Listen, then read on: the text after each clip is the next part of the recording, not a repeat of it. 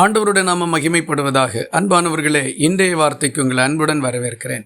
இன்றைய தியானத்துக்காக புலம்பலின் புஸ்தகம் 3வது அதிகாரம் 26வது வசனத்தை வாசிக்க கேட்போம். கர்த்தருடைய ரட்சிப்புக்கு நம்பிக்கையோடு காத்திருக்கிறது நல்லது. எருசலேம் நகரத்தில் இருந்த ராஜாவும் ஜனங்களும் செய்த பாவங்களின் நிமித்தம் தேவன் அந்த நகரத்தை எதிரிகள் கையில் ஒப்புக் கொடுத்தார்.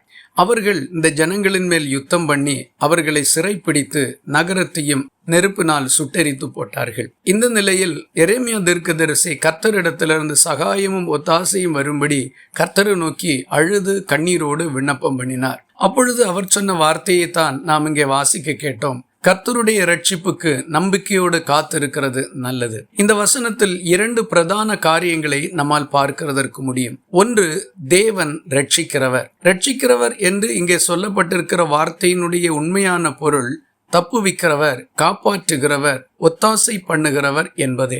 ஜனங்களுடைய பாவத்து நிமித்தம் அவர்களை ஆண்டவர் தண்டித்திருந்தாலும் தேவனே தம்முடைய ஜனத்திற்கு விடுதலையும் மீட்பும் கொடுக்கிறவர் என்கிற அறிவு எரேமியாவுக்கு இருந்தது. நமக்கும் நம்முடைய வாழ்க்கையில் நாம் செய்த தவறுகளோ குற்றங்களோ நம்முடைய வாழ்க்கையில் வந்து சம்பவித்த வேதனைகளுக்கு காரணமாய் இருக்கும் என்றாலும் தேவன் நம்மேல் இரக்கம் காண்பிக்கிறவரும் நம்மை மீண்டும் கட்டியெழுப்ப விரும்புகிறவருமாய் இருக்கிறார் என்பதை நாம் நினைவில் கொள்ள வேண்டும். இரண்டாவதாக இந்த வசனம் சொல்லுகின்ற காரியம், ரட்சிப்புக்கு நம்பிக்கையோடு காத்திருக்கிறது நல்லது.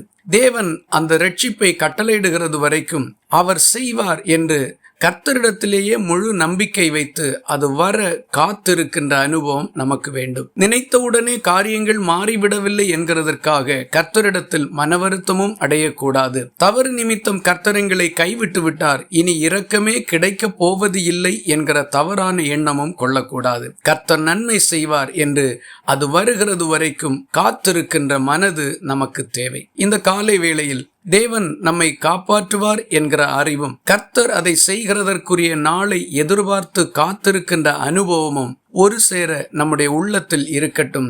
நம்முடைய வாழ்க்கையும் மாறும், நாமும் ஆசீர்வாதமாய் சிறப்பாய் இருப்போம். இந்த வார்த்தைகள் இந்த நாள் முழுவதும் உங்களுக்கு ஒரு ஆசீர்வாதமாய் இருப்பதாக. ஜெபிக்கலாமா?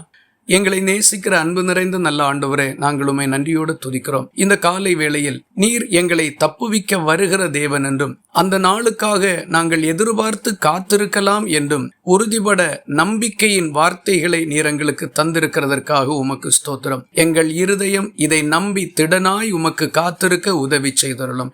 ஜெபத்தை கேட்டதற்காக ஸ்தோத்திரம். இயேசு கிறிஸ்து மூலம் வேண்டிக் கொள்கிறோம் எங்கள் அன்புள்ள நல்ல பிதாவே, ஆமேன். கர்த்தர் தாமே உங்களை ஆசீர்வதிப்பாராக.